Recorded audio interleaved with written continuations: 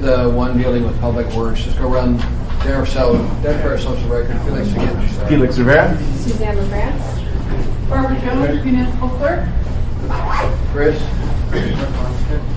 Pete Peterson. Big train. Just to let you know one thing about the police and the fire, there are some positions that if they're put into that job appointed by the mayor, then we hold confirmation hearings on. I can give you a list of those because it's not just a matter of the administration hiring them. You also have confirmation hearings on. So just to let you know. And this is the man who everybody loves. No, you. He's in charge of snow removal. So if he heads south in the dead of winter, leave town quickly. Mr. Chairman, my name is Mike Abbott. I'm the municipal manager. To my right is Alan Chakowski, who's the head of our maintenance and operations department. The public works function is basically divided into 4 sections, 4 separate departments. The first of which is the maintenance and operations group, and that's what Alan's here to talk about. Jerry Hansen's joining us, and he'll be able to talk about project management and engineering department, and I think I've got traffic folks coming in too. So we'll be able to talk about those 3. The 4th division is what we call Public Works Administration. That's mostly a support group, and their director's not here today. I'll give you a little bit of information about them when we get to that point on the agenda. So I'm going to start by introducing Alan, and then he can say a little bit about his team. Maintenance and operations has 4 different teams inside of it. Street maintenance is the one that the chairman just referred to, and that's certainly the one that probably gets most of the public interest from what Alan does. But in addition, he has the communications shop, which is the group that does all the work on the radio equipment, both what we call the backbone system that makes the communication possible, as well as the work on the individual radios in both the handheld and the vehicle-mounted gear. Then there's the facility maintenance group, which is a group of craft hands that does the facility maintenance work on general government facilities. So plumbers, electricians, carpenters, etc., that respond when there is work needed to maintain our facilities. Those are the facilities we own. There's other buildings that we lease where the landlord's responsible for maintenance. And then the last group is fleet maintenance. We talked a little bit about that earlier when we were talking about the 601 fund. That's a group of folks that works between 2 shops. One we call Barron Street, which is just north of Tudor Road between Arctic and C Streets. That's primarily where we do heavy maintenance on heavy equipment, the snow removal equipment and the other big stuff, if you will. And then we have what we call the light duty shop, which is at the corner of 46th and Fairbanks. 46th and Fairbanks, kind of at the corner of Old Seward and Tudor. And that's where we do work on the pickup truck fleet as well as the police car fleet. So both of those deal with maintenance of the vehicles that are in that general fleet. So with that, I'm going to let Alan introduce himself and make sure that folks get a little sense of what he's up to. Yeah, my name's Alan Chakowski. I've been working with the city in this position for coming up on 15 years, running the department. And we're pretty diverse, as Mike had mentioned. Most of the comments and complaints that the assembly deals with normally is street maintenance because it's very visible. Everybody wants to know when their cul-de-sac's going to be moved. When are you going to get rid of the rain flooding my the puddle in front of my house? Those types of things. So I would say in your world, probably 90% of your complaints will be in that area. I brought Paul Van Lanningham. He's our street maintenance manager. You'll get to know him very well over time if you don't already. But we're there to answer the complaints and deal with it. The second department we have is facility maintenance. Also tied with that is capital projects. They do project management for everything from large maintenance projects to capital projects, the new fire stations. They manage the construction of all those projects. One of the things I'll say about that are over the past 10 years, when I first came here, actually 50 years, A lot of our buildings were in really poor shape. What we call the building envelope, you know, the roofs, the mains, mechanical systems, fire, boilers. We have been working diligently to bring those up to speed, and we've really made a lot of progress in those areas with state grants and bonding.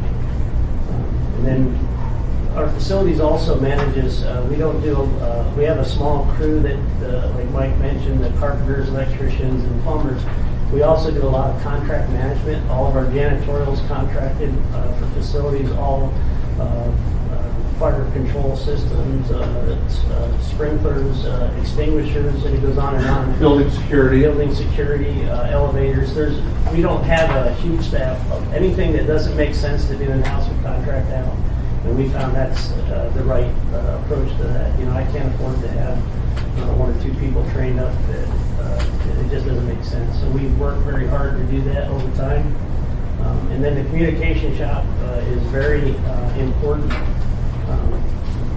They not only maintain everything that Mike mentioned, they also maintain a lot of the 911 gear, generator, remote sites. A lot of people don't realize that we have several remote sites from Hope to Wasilla that allows us to repeat back for police and fire in case there's any 911 issues. They have full coverage. There's a couple pockets in the whole bowl that it's a little problematic, but I would say we've got about 99% coverage. And then the last one is fleet. We maintain roughly about a little over 1,100 pieces of equipment, and then another about 400, I'll call them attachments. It could be anything from a blower head to a sweeper head to belly blades on our snow equipment. And a lot of that equipment comes on and comes off through the course of the year. So the folks at Fleet are very busy, and should I talk about the school? Good? Oh, sure.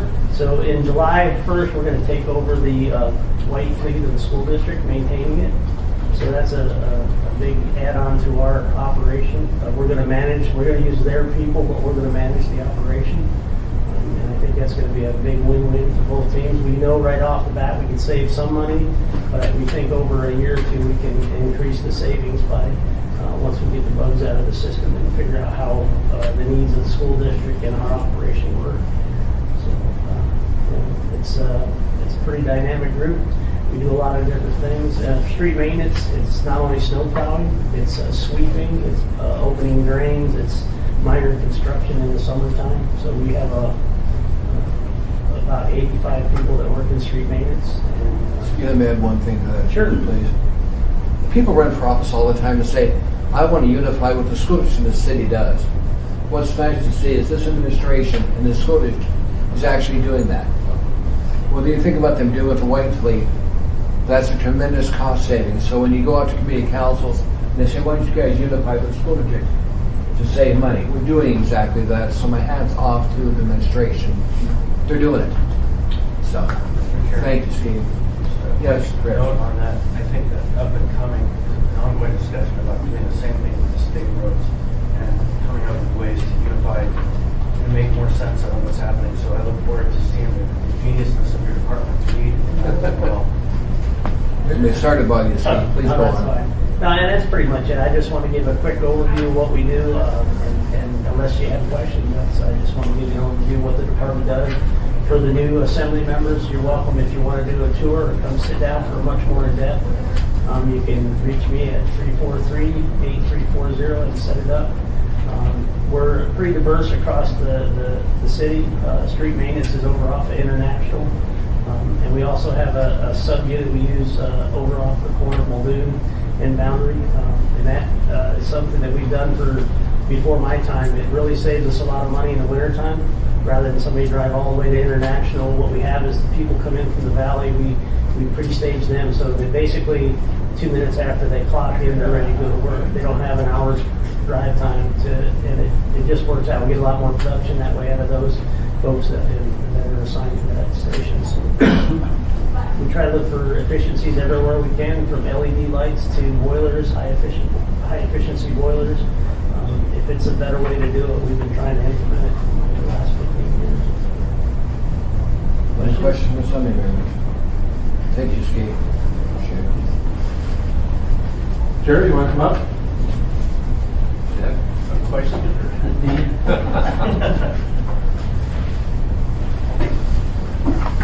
So this is Jerry Hansen. Jerry is the director of the Project Management and Engineering Group, which has several missions, and Jerry can talk a little bit about what they are. Jerry's a longtime city employee. Why don't you tell them just briefly about your experience with the city, and then tell them about what PME is doing these days. I don't remember back that far. Yeah. Actually, I started with those cities in 1968. So, anyway, working during the summer. So full time since 1973. Primarily, I've been working on constructing roads and storm drains within the municipality. Project management and engineering's primary function is the management of the design and construction of our capital improvement projects throughout the municipality. We accomplish this by, we have a staff of project managers. We have 3 in-house municipal employees and project managers, and they have people with them. And we have 2 consultant project managers that take over the overload. Their role is to take a project from concept to completion all the way through construction to finalize the project. We do have several other groups. We perform the design through a couple of different ways. We do have 3 in-house civil engineers and a landscape architect. We do some design in-house. Primarily, though, we contract out with consultants, go through the RFP process to obtain a consultant. We make a decision beforehand on which way it makes sense to go. Is it better to, timing-wise and whatever, to use in-house, or is it complexity, whatever else, to put it out to a consultant and have them do the design. The project manager also is the owner's representative on the construction site, and he administers the contract, and he's got some helpers. We have in-house inspectors, and we also have a geotechnical lab to do the testing of the type of material that we require on these projects.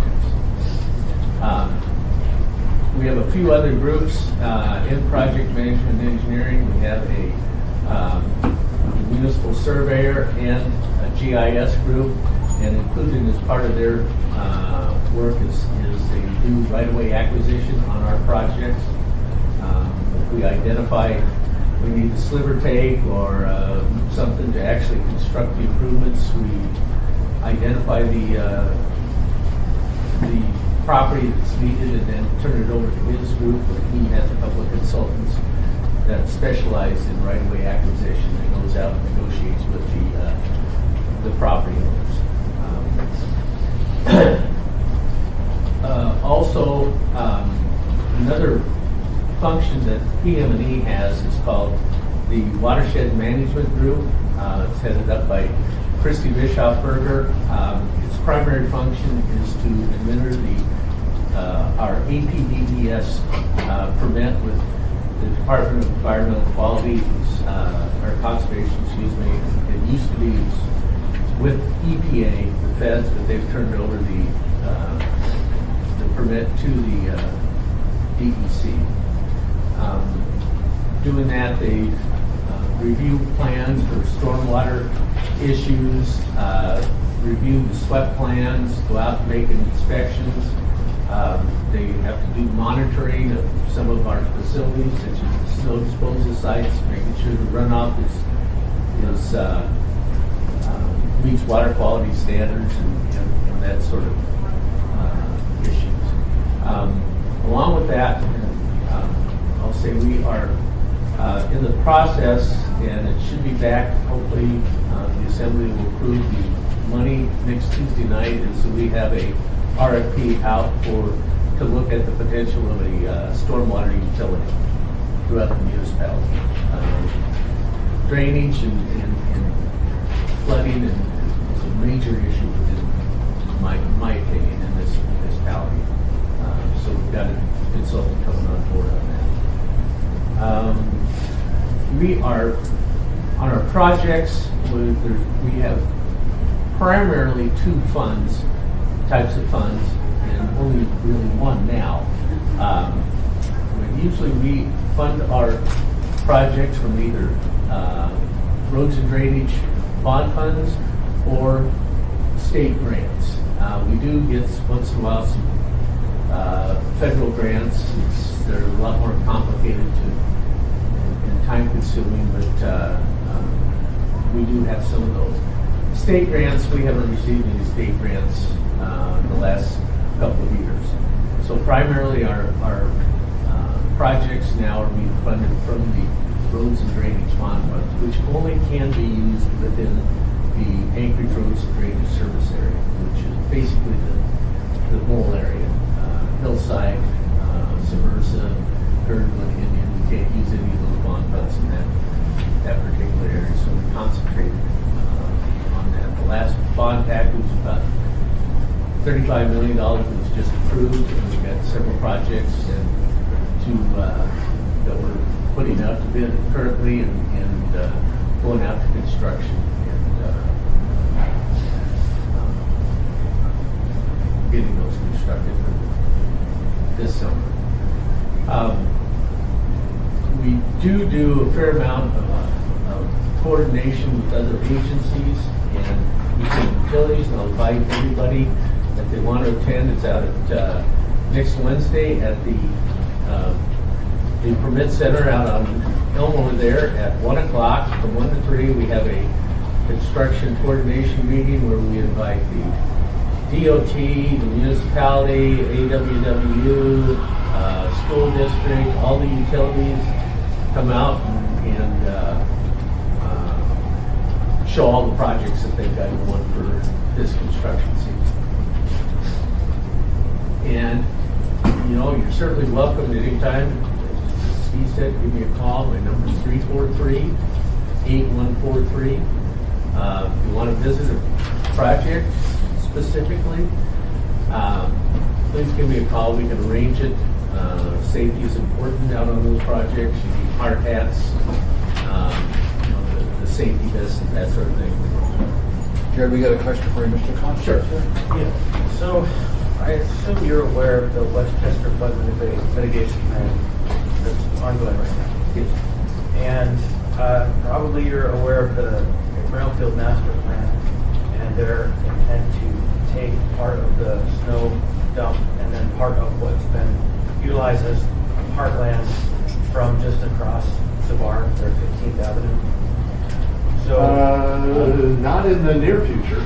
not in the near future, but it's very much concretely in their master plan that they're passing and part of the discussions on the land use plan map as well.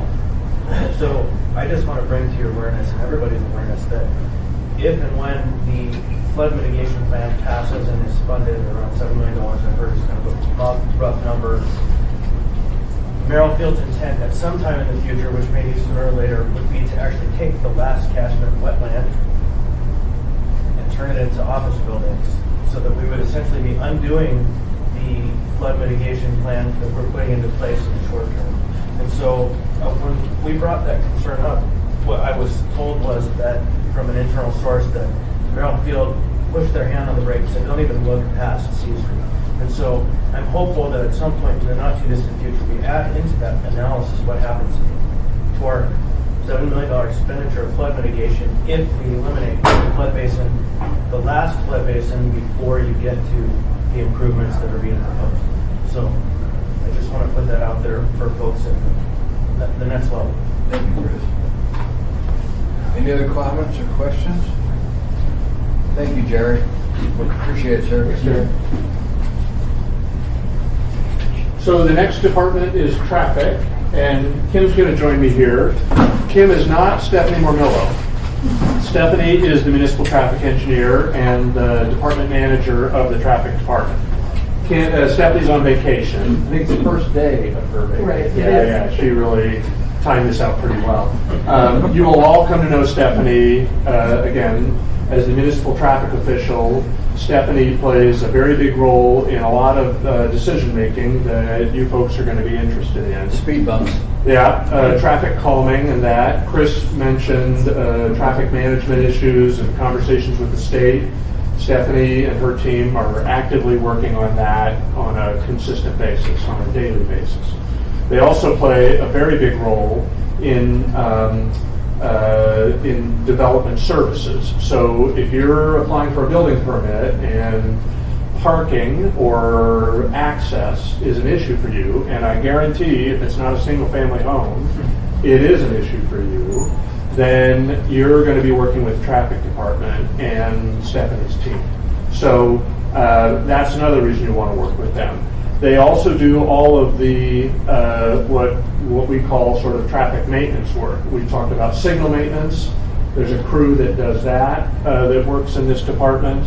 There's the paint and sign shop, which has leases a shop in Mountain View where they work out of. They do all the work on the signage that you see along municipal roads. And then at this time of the year, they're getting ready to start striping and repainting all of the intersection artwork that is out there as well. And that will start as soon as the sweeping is completed. And the sweeping will start as soon as the snow is gone. We're about a month late this year, as all of you are experiencing. Last year, we started all of this work as soon as the temperatures allowed us to. This year, we're going to be a lot later than that, just because of the amount of snow we had and the lateness of the melt.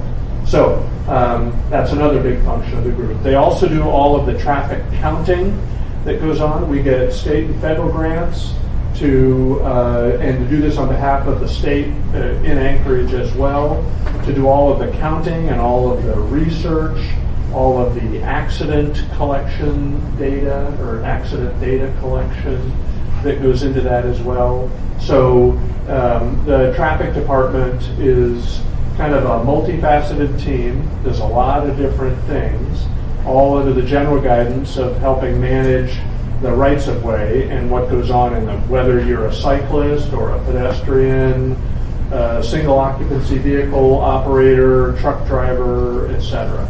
Those are all of the constituencies that the traffic department works with. So Kim and I can help answer questions if there are any. I promise you will, Stephanie really exists, and you'll see a lot of her, and she'll be the source of, you will have questions for her, and she will help you resolve a variety of issues going forward. Questions from assembly members? Thank you for being here. Thanks. Your question? Good job. Yeah. Great. Tell her you had lots of questions, you had to sweat for an hour. Yeah, exactly. She owes you lunch. The last group in the Public Works team is called Public Works Administration. It's not a very sexy group in terms that's where all of the bookkeeping happens that supports Alan's or Jerry's or Stephanie's work. It's a very complicated area. You heard Lance talk a lot about service areas. Well, that is where the greatest concentration of service area work happens. In the street maintenance area alone, there's like 17 different service areas. And, you know, for the most part, it's Suzanne's area and Fred Dyson. and maybe Dembowski's. Pete has a road service area in his area as well. And then ARTSA itself, is the largest of the service areas, but it is still a service area. And all but the Eagle River folks represent at least some people that reside in ARTSA as well. So Maury Robinson is the director of that team. Maury would be here again, but he also is on leave right now. The one thing, and Suzanne, you'll be particularly interested, Maury personally interacts with all of the service area boards, the road service area boards, and works with them on their budgets, on their contracting, on their tax levies. And Maury's been doing that for 10, 15 years, almost 20 years, yeah. And so he's very well known. He's an incredibly capable, solid operator and a real voice of sort of calm reason in some groups that can be a little excitable from time to time. And that's true in Chugiak-Eagle River, that's true in Girdwood, and also on the hillside with the road service areas there. So Maury and a couple of the other team members have that sort of public role as well. So as you have questions related to that, I'm mostly looking at you, Suzanne, Maury will be your resource. So, Mr. Chairman, unless there's questions about sure, sorry. Where is the downtown Artha? The road and drainage service area? Well, there's a good map of it. It's not a boundary that really makes any sense in any geographic way. It is essentially the flatlands in the bowl and then goes a little bit up the hill to basically about Birch Road. That is generally the demarcation on the western edge. So that pretty much cuts your district in half. But everything west of the Seward Highway is in Artsa, and then everything in East Anchorage, north of Tudor, is in Artsa. The only exception to that is the Stuckagon Heights subdivision. And then once you get east of the Seward Highway, most of that is in Artsa until you get up to Birch Road. And then it's a real patchwork. There are about 15 limited road service areas, and then there's a bunch of land that is not in any road service area. We call them nurses or no road service area. John Weddleton prefers the term independent road service area. I think we're right and he's wrong, but those are folks for whom no taxes are collected for road maintenance. No services given. Whatever services are provided, they provide for themselves. And we kind of have this don't look, don't ask mentality about who does what and how it gets done. But they're doing work in public rights of way. Typically it's a guy with a snowplow that lives at one end of the road and everybody passes the hat. Sometimes it's a homeowners association and it's slightly organized. Other times it literally, everybody, helps the guy buy gas and, buys him a nice Christmas present. So, anyway, any other questions regarding Public Works? Barbara, you're standing. What's next? Well, we'll get to what's next. I did just want to make one comment about Maury's group. The clerk's office ends up working with Maury's group, usually between November and January, when people want to expand or create one of those new little LURSAs or VERSAs, and we just want to make sure that they don't misunderstand. They have a special petition under Title 27, which is our road service areas. It's not the petition for an initiative or referendum like the taxi one. Even so, if they work through Maury's group and the municipal attorney's office, then we will place it on the ballot. This year we did something a little different with Wren Lane. Some folks up in Eagle River wanted to have a streetlight service area. And because it's so expensive to have tiny little service areas on the big ballot, we asked if we could do it by mail. We were very happy. I'm not sure that the homeowners are happy about it because it failed. We did put it on the ballot. The voter turnout was 35% on a tiny little by-mail election on street. 27 voters, I think. Eligible voters? No, there were 79 eligible voters, but we had 29 people voted. Oddly, it was 8 in favor and 21 opposed, which really baffles us because you have to have 10 on the petition that are in favor of it. So we can't quite figure that out. But in any event, if you do have that issue come up, we work pretty closely with Maury's group And the service areas are the bane of the clerk's existence because the boundaries for the service areas do not mirror the boundaries of precincts.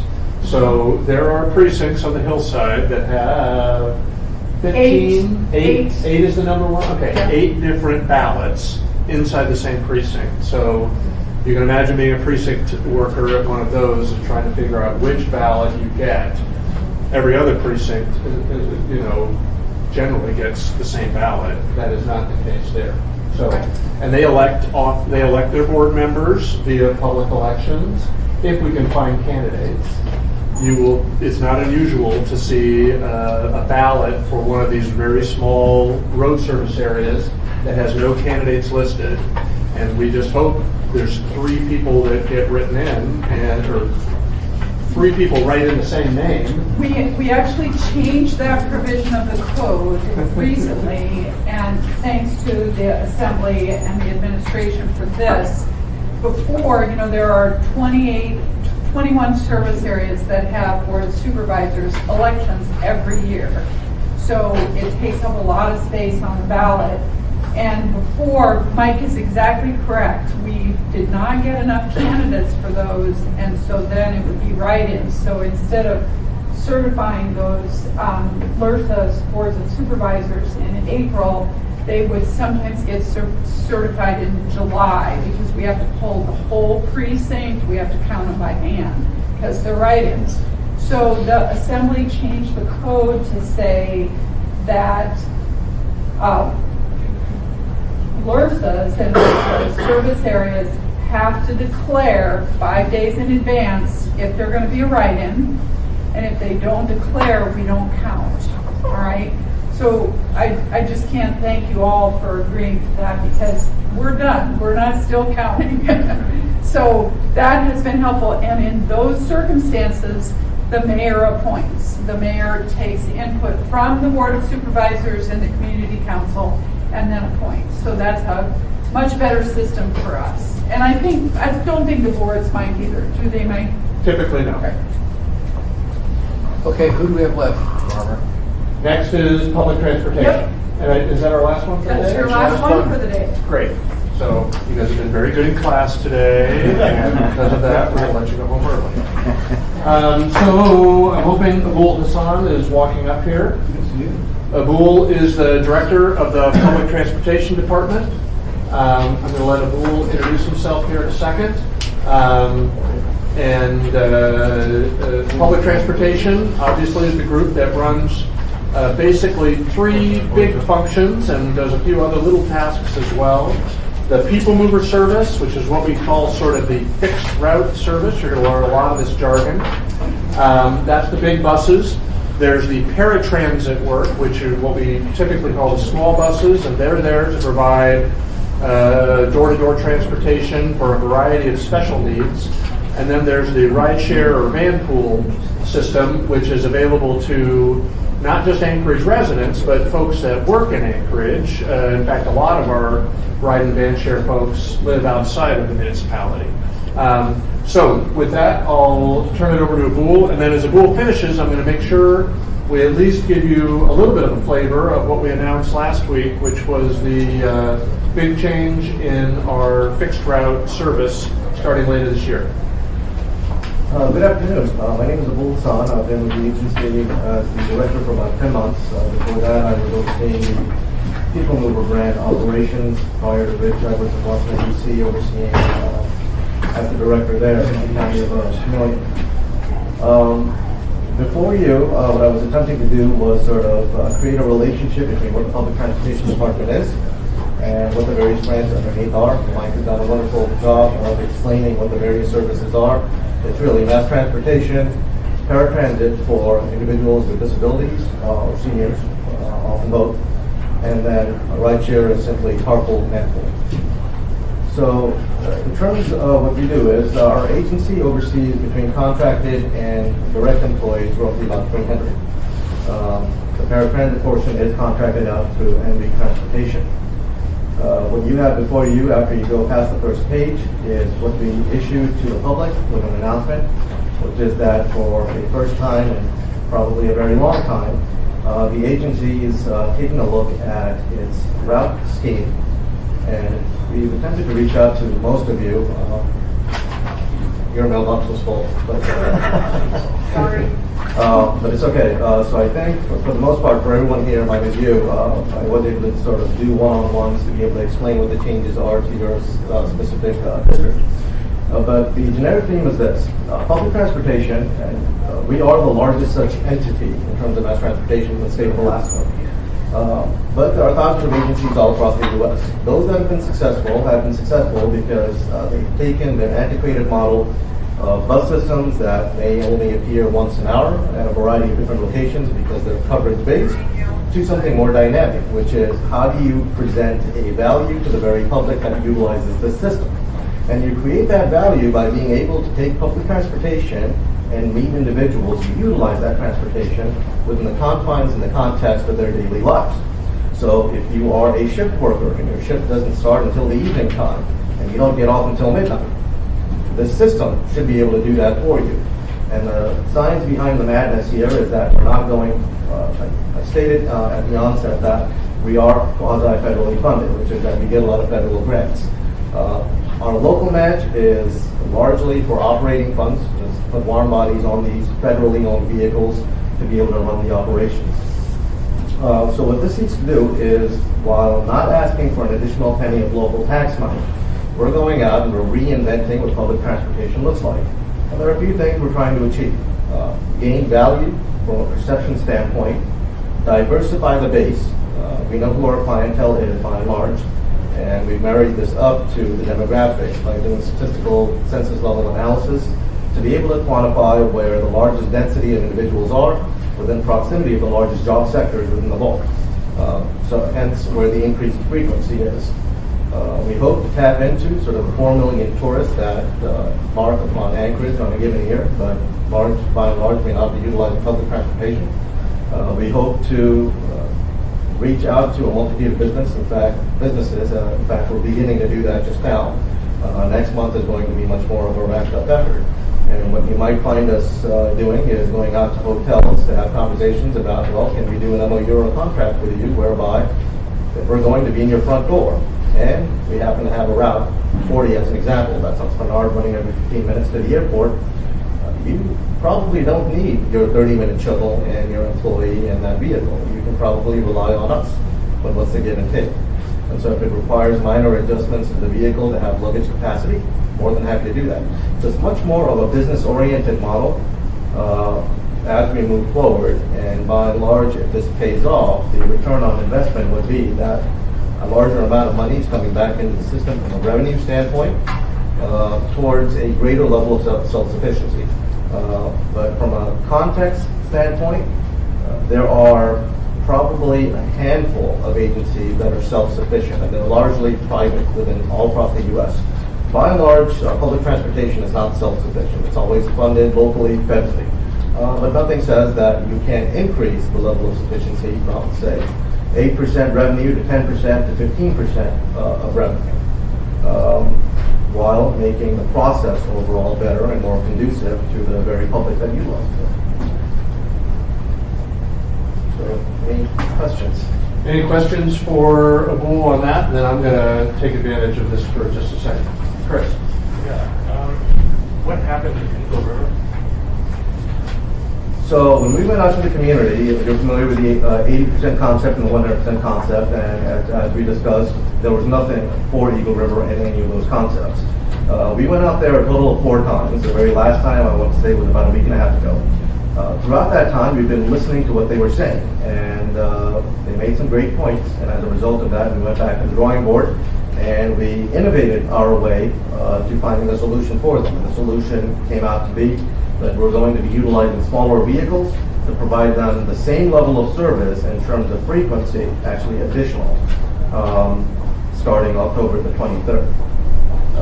But it's not going to go beyond the Eagle River Transit Center. So there will be service from that facility into town, but there will not be service between Chudiak and Eagle River, which has been in place for a while, on a very limited basis, but in place.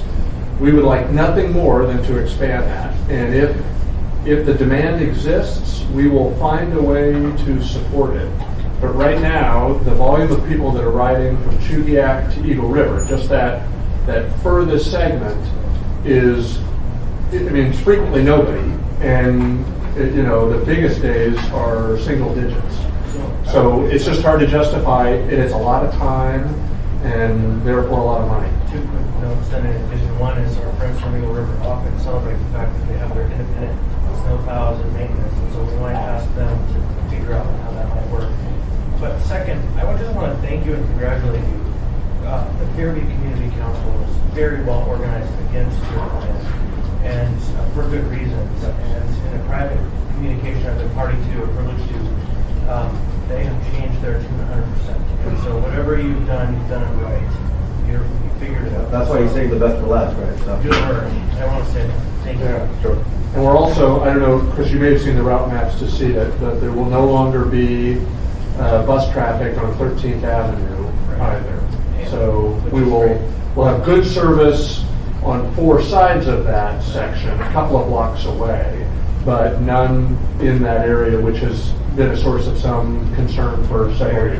Yeah. So like I said, all of the worst complainers have changed their tune 100%. Thanks, Chris. Thank you.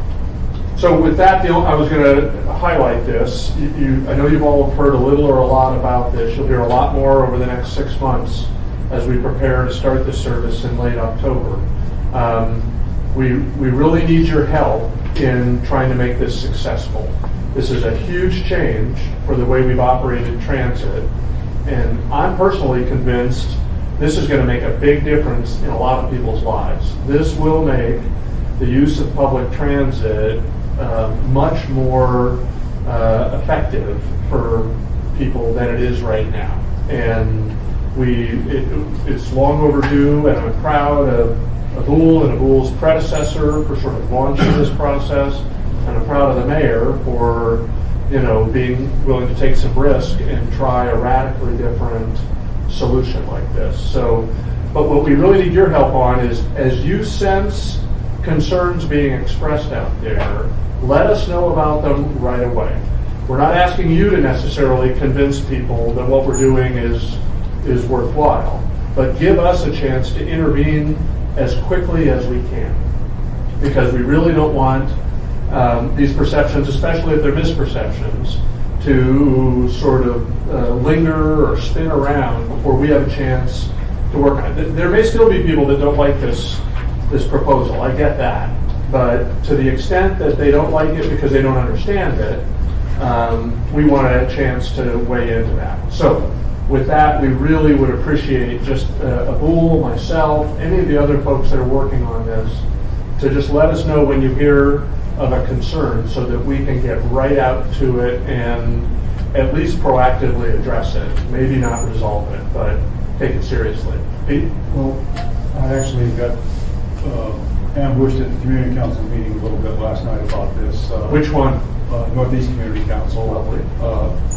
Had a couple retirees that live in New Napa Valley that say they're going to have to walk considerably further, close to a half a mile, to get to a bus stop.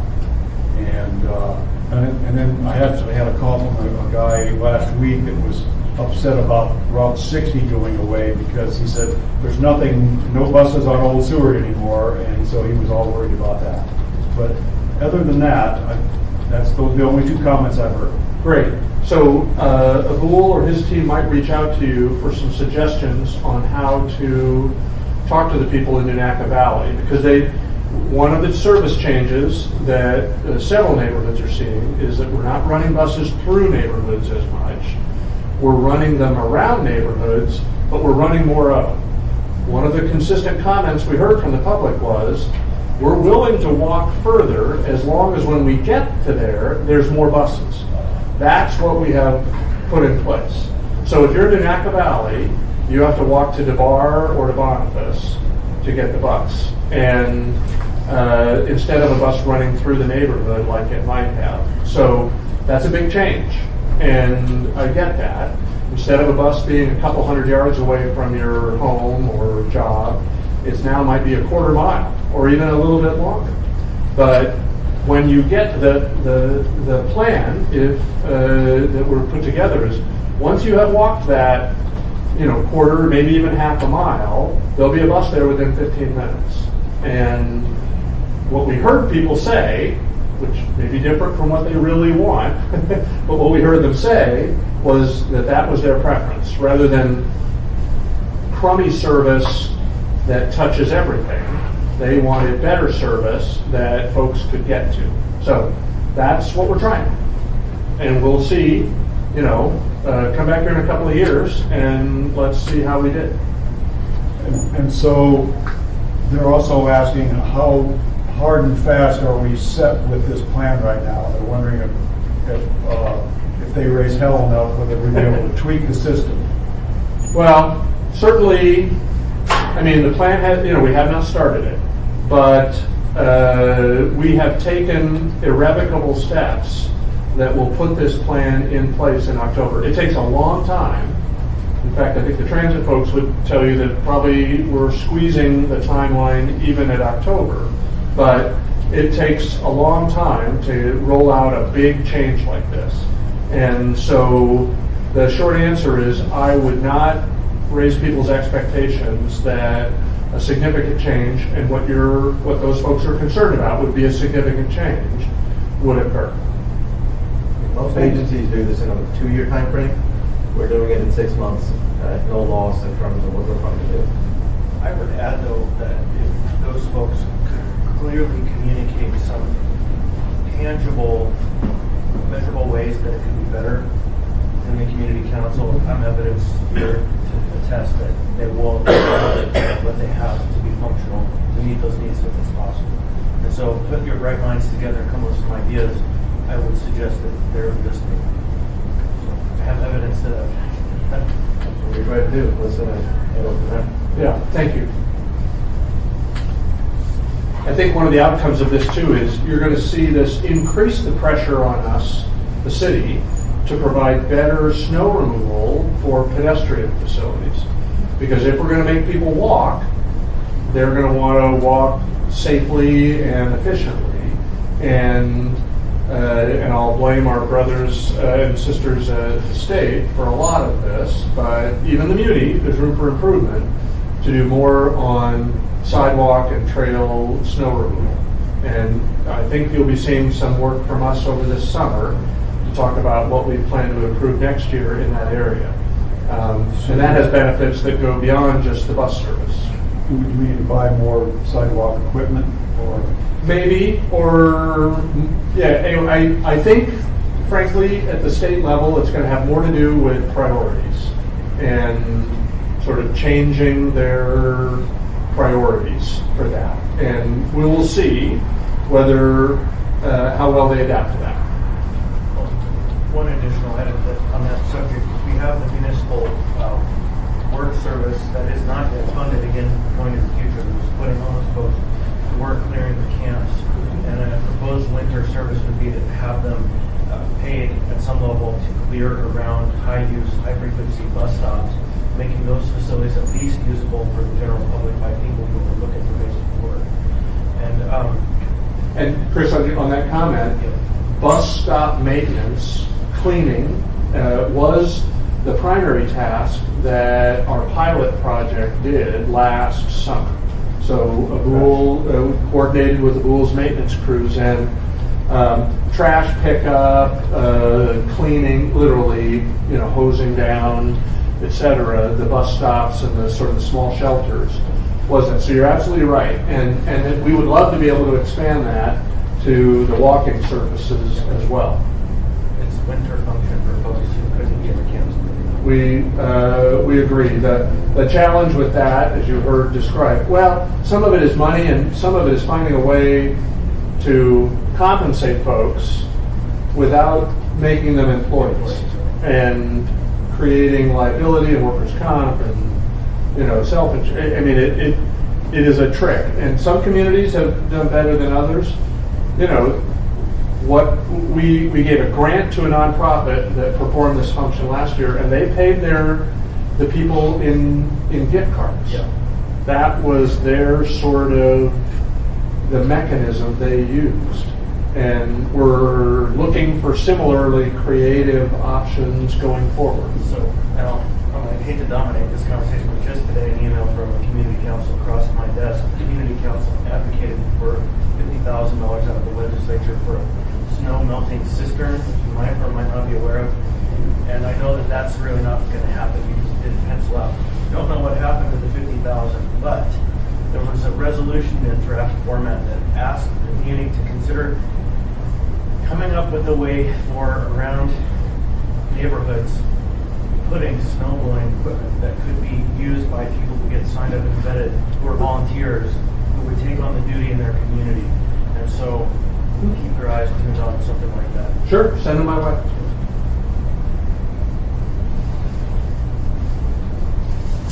I don't know what happened to our chair. Our chair is, oh, good, Pete is our chair. Oh, gotcha. Of course he is. Never doubted it. I guess if we have any additional comments, feel free to speak out right now, and if not, we'll probably end the meeting relatively soon. Anybody else additional comments, questions? All right, well, that's been a very... I have 1 second, a couple of more instructions before we adjourn this meeting. There's the employee awards ceremony is at 4 till 6 over at the Denina. There are free food and drinks. It's very generous and Unusually generous for us. And Still so- surprised we do it. So if you want to meet some folks, head on over. I think some people know that you might be coming. That would be one thing. A second thing that I have sent out a notice to the new members today. I apologize for the drinking at the fire hydrant.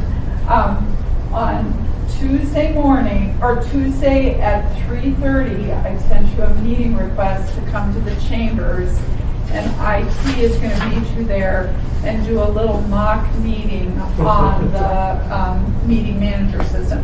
It'll probably only take you from 3:30 to 4 to figure it out. It's not that complicated, but we need to get it done before the rest of us need to get ready for the meeting at 5. So then outside of that, we'll be back next week, the 28th. I think most of you have gotten your updates about what's happening next week, and I think it's just more meetings with some of the departments is what I think we're going to do. So it'll be a good opportunity to continue this vein, and thanks to the administration and all of your staff for being here. And that's it from me, Mr. Chair. Thank you, Madam Clerk. And your books are available. I think everyone's got one, but we're going to need those on Tuesday, so take those with you and study them over the weekend. And we're adjourned.